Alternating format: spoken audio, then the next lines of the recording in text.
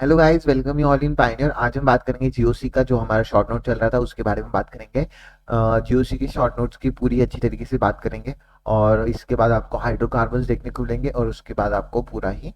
तो इसमें मैंने आईयूपीएसी और आइसोमेरिज्म मैंने इसमें इंक्लूड नहीं किया है, क्योंकि वो उसको हमने क्वेश्चन प्रैक्टिस के थ्रू किया था, तो उसको हम क्वेश्चन प्रैक्टिस के थ्रू ही रिवाइज करेंगे और बहुत ही इंपॉर्टेंट चैप्टर भी है वो, और उनको अच्छी तरीके से हम देख लेंगे। अगर आप चाहते हैं कि मुझे उनके शॉर्ट नोट्स प्रोवाइड करूँ, प्लीज़ मुझे कमेंट डाउन कर कर ज़रूर बताइएगा। तो इसके साथ हम पूरा ऑर्गेनिक, आई होप सो, मैंने पहले आपको पूरा ऑर्गेनिक अच्छी तरीके से आपको बता दिया था। उसमें से बायोमोलिक्यूल्स और कुछ इंपॉर्टेंट प्रॉपर्टीज वाला जो चैप्टर है वो बचा है आपका। बाकी पूरा ही आपको शॉर्ट नोट के फॉर्म में मैंने प्रोवाइड करवा चुका हूँ। ठीक है, तो फिर से एक और बार रिवीजन कर लेते हैं इनका। तो शुरू करते हैं। इंडक्टिव इफेक्ट का अगर मैं बात करूंगा, पार्शियली चार्ज डेवलप होता है इनके ऊपर। प्लस आई इफेक्ट जो कि इलेक्ट्रॉन डोनर शो करते हैं, जैसे कि CH2 NHO minus, COO minus, CH2 minus, NH minus, O minus, COO minus. ठीक है, 3 degree R, 2 degree R, 1 degree R और मिथाइल ग्रुप TDH, इस तरीके के आपके प्लस आई इफेक्ट होते हैं। माइनस आई की अगर मैं बात करूंगा, NF3 plus, NR3 plus, SR2 plus, NH3 plus, NO2, फिर उसके बाद SO3H, CN, CHO, COOH, FCl, BRI, OR,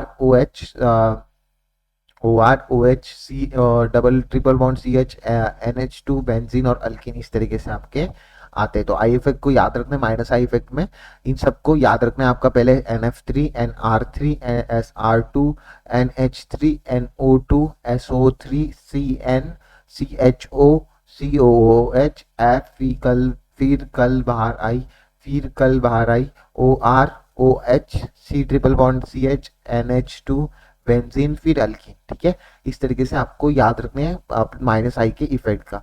बहुत सारे क्वेश्चन नहीं बनते, एक दो क्वेश्चन बन जाते हैं जिससे आपको आसानी से कर लोगे। एसिडिक स्ट्रेंथ की अगर मैं बात करूंगा, फॉर एलिफेटिक COOH और OH की अगर मैं बात करता हूँ, तो माइनस आई प्लस आई आपको देखने को मिलता है सबसे ज्यादा। फिर प्लस H की जगह पे आप -H माइनस आई भी देख सकते हो। पहले पीके आपका एसिडिक स्ट्रेंथ होता है, PKA, और पीके मतलब आपका इनवर्सली प्रोपोर्शन होता है, पार्शियल प्रेशर ऑफ द। ठीक है, डिस्टेंस, पहले आपको डिस्टेंस देखना है। फर्स्ट स्टेप डिस्टेंस देखना है माइनस आई प्लस आई का, फिर number of the minus I plus I, फिर पावर देखना है। सबसे पहले क्या देखना है, डिस्टेंस देखना है आपको एसिडिक स्ट्रेंथ में, फिर number of minus I plus I कितने हैं, फिर उसके बाद पावर देखना है। ठीक है, इसमें दूसरी चीजें नहीं करनी। बेसिक स्ट्रेंथ की अगर मैं बात करूंगा, अमीन्स आ जाते हैं। अमीन्स को यहाँ पे याद रखना है आपको। गैसियस फेजेस के अंदर 3 degree, 2 degree, 1 degree. Aqueous phase के अंदर अगर आर आपका मिथाइल है तो 2 डिग्री, 1 डिग्री, 3 डिग्री। आर आपका इथाइल है तो 1 डिग्री, 2 डिग्री, 3 डिग्री, 1 डिग्री। ठीक है, अगर आर आपका मिथाइल है तो 2 डिग्री, 1 डिग्री, 3 डिग्री। और आपका इथाइल है तो आपका 2 डिग्री, 3 डिग्री, 1 डिग्री। इस तरीके से आपके एक्वस फेज के अंदर देखने को मिलते हैं। Inversely proportional to the plus I minus I, इस तरीके से होता है। हाइपर कॉन्जुगेशन की अगर मैं बात करूंगा, कार्बोकेटाइन बन जाता है hyper conjugation free radical alkyne के अंदर। आई होप बेसिक स्ट्रेंथ समझ में आ गया होगा। नेक्स्ट बात करते हैं आपको कार्बोकेटाइन के पॉजिटिव फ्री रेडिकल और अल्कीन के अंदर देखने को stability of number of alpha H में देख लेना। sp3 हाइब्रिडाइजेशन, अल्कीन के अंदर आपका हाइपर कॉन्जुगेशन ज्यादातर देखने को मिलता है। उसके बाद रेजोनेंस की अगर मैं बात करूंगा, न्यूट्रल रेजोनेटिंग स्ट्रक्चर ज्यादा स्टेबल होता है चार्ज रेजोनेटिंग स्ट्रक्चर से। Number of the pi bond देख लेना। Positive charge stability of resonating negative charge को भी डायरेक्टली प्रोपोर्शनल होता है। Charge separation of resonating structure is less stable. ठीक है, जिसका अगर प्लस माइनस अगर दूर का दूर है तो लेस स्टेबल, अगर पास पास में है तो सेपरेट नहीं हो रहे तो मोर स्टेबल, इस तरीके से आ जाएगा। Delocalization, localization of lone pair.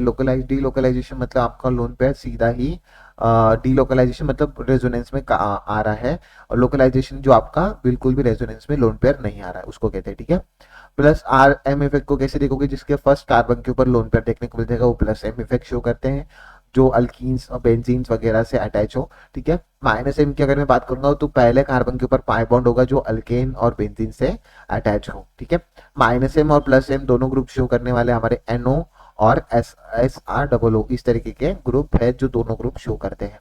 Plus M की अगर मैं बात करूंगा, OH और इस तरीके का ये आपका CO ईथर कार्बोक्स कुछ भी हो सकता है ये। उसके बाद OH CH3 due to the plus H, CH2O, NH2OH F size की वजह से। Okay, application of the M effect देख लेना। एसिडिक स्ट्रेंथ पे आप माइनस एम और माइनस आई पहले देखते हो, फिर प्लस एम प्लस आई देखोगे। ऑर्थो इफेक्ट में देख लेना, बल्कि ग्रुप अगर आपका प्रेजेंट होगा तो आपका एसिडिक स्ट्रेंथ सबसे ज्यादा आएगा। अगर बल्कि ग्रुप को आपको क्या नहीं लेना है, बस हाइड्रोजन नहीं लेना है, ड्यूटेरियम नहीं लेना है, ड्यूटेरियम, ऑक्सीजन, हाइड्रोजन, OH मतलब ऑक्सीजन, अल्कोहल, NH2CnF, इस तरीके के आपको ग्रुप बिल्कुल नहीं दे रहे हैं। अगर ये बल्कि ग्रुप में ये वाले सारे बल्कि ग्रुप नहीं आते हैं, तो ऑर्थो ग्रुप में अगर आपका स्किन के अलावा कोई भी और ग्रुप देखने को मिल जाएगा तो उनकी सबसे ज्यादा एसिडिक स्ट्रेंथ होती है। एच बॉन्डिंग देख लेना है इसके अंदर, OH अगर बेंजोनाइक मोर स्टेबल चीलेट बनाता है ये। उसके बाद पैरा और ऑर्थो में अगर बात करेंगे तो पैरा नाइट्रोफिनॉल जो है आपका ज्यादा स्टेबल होता है ऑर्थो नाइट्रोफिनॉल से। उसके बाद इफेक्ट की बात करता हूँ, +M और -M कब यूज करना है। जो आपका OH, NH2 और OCH3 दे रखा होगा वहां पे आपको +M यूज करना है -M की जगह पर। और आपको बताइए ये सारे ग्रुप -M भी शो करते हैं और ये +M भी शो करते हैं, क्योंकि इनके ऊपर फर्स्ट कार्बन के ऊपर क्या प्रेजेंट होता है, लोन पेयर। ठीक है, -M और -H में अगर CCl3 अगर आ गया तो उसमें -H को नहीं देखना है, -I को देखना है। -I और +M की अगर बात करेंगे, -I कब देखना है आपको, हेलोजन के लिए, fluorine, chlorine, bromine, iodine, ortho और पैरा पोजीशन के ऊपर। और मेटा पोजीशन के ऊपर तो आपको -I ही देखना है, वहां पे +M +H बिल्कुल भी नहीं लगता, सिर्फ -I ही लगता है मेटा पोजीशन के ऊपर। ठीक है, एसिडिक स्ट्रेंथ अगर आपको याद हो जाए तो बहुत अच्छी बात है। Sulphonic, picric acid, squaric acid, dinitrophenol, carboxylic acid, carbonic acid, mononitrophenol, ठीक है, phenol, ammonia, CH3OH, H2O, ROH, alkyne, ammonia, alkene, alkane, इस तरीके की आपकी एसिडिक स्ट्रेंथ आती है। अगर याद रह जाएगी तो फिर से देख लेते हैं हम। SO3H, picric acid, succinic acid, dinitrophenol और सल्फोन, डाइनाइट्रोफिनॉल, फिर कार्बोनिक एसिड, उसके बाद का मोनोनाइट्रोफिनॉल, उसके बाद फिनॉल, अमोनिया और CH3OH, H2O, फिर ROH और alkyne, ammonia, alkyne, ammonia, alkene, alkane. ठीक है, इस तरीके से आपका एसिडिक स्ट्रेंथ आता है। नेक्स्ट बात करते हैं, अगर स्ट्रॉन्ग एसिड होगा तो Na के साथ स्ट्रॉन्ग एसिड प्लस H2 बनेगा, NaH के साथ Na स्ट्रॉन्ग एसिड से जुड़कर H2 बनाएगा। अगर NaNH2 होगा तो स्ट्रॉन्ग एसिड के साथ आपका अमोनिया बनेगा। ठीक है, इस तरीके से आपको याद रखने हैं। NaHCO3 जो टेस्ट होती है आपकी एसिडिक स्ट्रेंथ सबसे ज्यादा दिखाता है RCOH से, will give the test, but the paranitrophenol will also give this test. ठीक है, तो एसिडिक स्ट्रेंथ देख लेना ज्यादा होती है इसमें, विल गिव द टेस्ट, और डिसोसिएशन कांस्टेंट भी देखने को पता चलता है। Next comparison of the basic strength की अभी हम बात करेंगे। आपको जैसे पता है कि अक्रॉस द पीरियड आपका जो है एसिडिक स्ट्रेंथ बढ़ता है, बेसिक स्ट्रेंथ कम होता है। डाउन द ग्रुप में आपका एसिडिक स्ट्रेंथ कम होता है, बेसिक स्ट्रेंथ बढ़ता है। उसमें देखना है पहले लोकलाइजेशन, डीलोकलाइजेशन को दे देना, 3 डिग्री 2 डिग्री 1 डिग्री अमाइंस में आ जाएगा। Availability of lone pair and on more will be more basicity, nitrogen के ऊपर जितने लोन पेयर ज्यादा होंगे उतने ज्यादा बेसिसिटी देखने को मिलेगी। अमाइन, इमीन्स और अमाइड्स की बात कर रहा है यहाँ पे, तो यहाँ पे आ जाएगा NH2, इस तरीके से देखने को मिल रहा है आपको। ये आपको आगे बेसिक स्ट्रेंथ के बारे में बता रहा है। ठीक है, और उसके बाद basic strength +M+I divided -M-I के अंदर आ जाता है। SIR जो कि आपका आ जाता है स्टेरिक, तो बेसिक स्ट्रेंथ जो कि इंक्रीज होगी, एसिडिक स्ट्रेंथ भी आपकी इंक्रीज होगी 3 डिग्री अमाइंस और 2 डिग्री एरोमेटिक अमाइंस से, ये चीज आपको याद रखनी है। SIP अगर आपको पूछ ले तो बेसिक स्ट्रेंथ कम हो जाती है 1 डिग्री एरोमेटिक अमाइंस के अंदर। तो STR जो अगर पूछ लेगा तो बेसिक स्ट्रेंथ बढ़ेगी, एसिडिक स्ट्रेंथ बढ़ेगी, 3 degree amines 2 degree aromatic amines की बात करेंगे। SIP अगर बात करूंगा बेसिक स्ट्रेंथ घटेगी, 1 डिग्री एरोमेटिक अमाइंस की यहाँ पे बात आ जाती है। नेक्स्ट बात करते हैं हमारा कुछ एरोमेटिसिटी की अगर बात करेंगे। पहले देखना है आपको साइक्लिक देखना है, उसके बाद पहला स्टेप आपको साइक्लिक देखना है, उसके बाद प्लेनर देखना है, उसमें sp2 हाइब्रिडाइजेशन होनी चाहिए, उसके बाद कॉन्जुगेशन देखना होगा, फिर उसके अंदर 1 2 3 अगर होगा तो एरोमेटिक, 4 का टेबल होगा तो एंटी एरोमेटिक। और इसमें से एक भी स्टेप अगर फॉलो नहीं कर रहा है, अगर पहला साइक्लिक है पर sp2 नहीं है और sp3 इसके अंदर देखने को मिल जाएगा तो आपका नॉन एरोमेटिक हो जाएगा। क्या हो जाएगा, नॉट फॉलो द रूल। अगर 1 2 3 स्टेप आपके फॉलो नहीं करता है तो कैसा हो जाएगा, नॉन एरोमेटिक। ठीक है, एप्लीकेशन में बता देता हूँ यहाँ पे। एप्लीकेशन की अगर मैं बात करूंगा, एंटी एरोमेटिक, एरोमेटिक आपका सबसे ज्यादा आता है, नॉन एरोमेटिक के बाद एंटी एरोमेटिक सबसे लास्ट में आ जाता है। तो ये 1 मिनट यहाँ पे डबल ए हो गया। तो ये एरोमेटिक की अगर मैं बात करता हूँ, एरोमेटिक सबसे ज्यादा आता है, नॉन एरोमेटिक, फिर एंटी एरोमेटिक, एंटी एरोमेटिक सबसे लेस स्टेबल आता है। Comparison of dipole moment in bond length की अगर मैं बात करूंगा, एरोमेटिक रेजोनेंस फिर H फिर आएगी। ठीक है, रोटेशनल एनर्जी बैरियर देख लेना आप, इस तरीके से आपका रोटेशनल एनर्जी कम हो जाती है तो ब्रेक हो जाता है, ठीक है।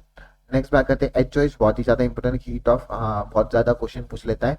तो नंबर ऑफ पाई बॉन्ड के ऊपर डिपेंड करता है और वन अपॉन स्टेबिलिटी के ऊपर डिपेंड करता है। हीट ऑफ कंबशन की अगर मैं बात करूंगा, नंबर ऑफ द कार्बन देखने को मिलते हैं और इनवर्सली प्रोपोर्शनल टू स्टेबिलिटी। ज्यादातर नंबर ऑफ पाई बॉन्ड पे देख लेना एचओएच, अगर आपके पाई बॉन्ड सेम निकल गए तो फिर उसके बाद स्टेबिलिटी को देखना। पहले तो नंबर हाइड्रोजन HOC अगर मैं बात करूँ हीट ऑफ कंबशन में, पहले कार्बन देख लेना, नंबर ऑफ कार्बन अगर सेम हो जाएंगे तो स्टेबिलिटी देख लेना, ठीक है। पहले ये करना है फिर सेकंड, पहले ये फिर सेकंड, ठीक है। तो ये इस तरीके का स्टेप आपको फॉलो करना है। तो इसी के साथ आपका पूरा यहाँ पे एरोमेटिसिटी के बारे में बताओ गया। अभी हम बात करेंगे कार्बोकैटायन और फिर कार्बो एनायन की बात करेंगे। कार्बोकैटायन के अंदर पहले बैक बॉन्डिंग देख लेना, फिर एरोमेटिक MHI इस तरीके से देख लेना, और साइज बढ़ती है आपकी, बैक बॉन्डिंग कम होती है। Plus M plus H plus I, minus M minus H minus I, इस तरीके से होगा। प्लस एम डिस्टेंस इंडिपेंडेंट होते हैं यहाँ पे कार्बोकैटायन में, प्लस एम के ऊपर कोई भी इंडिपेंडेंट ऑफ द होते हैं। परसेंटेज एस कैरेक्टर देख लेना थर्ड स्टेप, जहाँ पे एस कैरेक्टर ज्यादा, percentage x character carbocation favour करता है। तो परसेंटेज एस कैरेक्टर में अगर आप देखोगे तो sp3 जो जिसका परसेंटेज एस कैरेक्टर कम होगा उसका कार्बोकैटायन सबसे ज्यादा होगा, ठीक है। CH2C डबल बॉन्ड OH इस तरीके से, no resonance, then take then check H, अगर आपका रेजोनेंस नहीं कर रहा है तो H को देख चेक करना, जैसे कि। और रिंग के ऊपर पॉजिटिव है तो पॉजिटिव, अगर रिंग के ऊपर अगर पॉजिटिव है तो प्लस आई इफेक्ट ही लगेगा, ठीक है, उसके अलावा कोई भी इफेक्ट नहीं लगेगा, ये भी याद रख लेना। कार्बो एनायन की अगर मैं बात करता हूँ, वहाँ पे बैक बॉन्डिंग देख लेना, वैकेंट थर्ड पीरियड एलिमेंट के अंदर देखने को मिल जाती है। Back bonding aromatic MHI same चीज। उसके बाद आपको देख लेना अल्काइन अल्कीन, ठीक है, अल्काइन अल्केन अल्काइन अल्कीन और अल्केन, इस तरीके से आपको देखने को मिल गई। Minus M minus H minus I divided by plus M plus H plus I, इस तरीके से कार्बो एनायन आपका आ गया। CH Cl3 आपका बैक बॉन्डिंग करता है, CHF3 आपका नो बैक बॉन्डिंग करता है। तो इस तरीके से इसकी स्टेबिलिटी भी आपने देख ली, ठीक है। नेक्स्ट बात करते हैं फ्री रेडिकल की, सेम एज कार्बोकैटायन का जैसा था वैसे ही होता है, सेम चीज यहाँ पे पाई जाती है। बॉन्ड डिसोसिएशन एनर्जी में, बॉन्ड डिसोसिएशन एनर्जी कभी भी याद रख लेना, inversely proportional to the stability of carbo free radical, carbon free radical की इनवर्सली प्रोपोर्शनल होती है, तो बहुत ही ज्यादा इंपॉर्टेंट हो जाती है। तो इसी के साथ आपका पूरा GOC यहाँ पे खत्म होता है। Thank you so much, I hope आपने इसको अच्छे से देखा होगा और पूरे तरीके से समझ लिया होगा। तो थैंक यू सो मच, ठीक है। So see you in next video, do like comment and subscribe.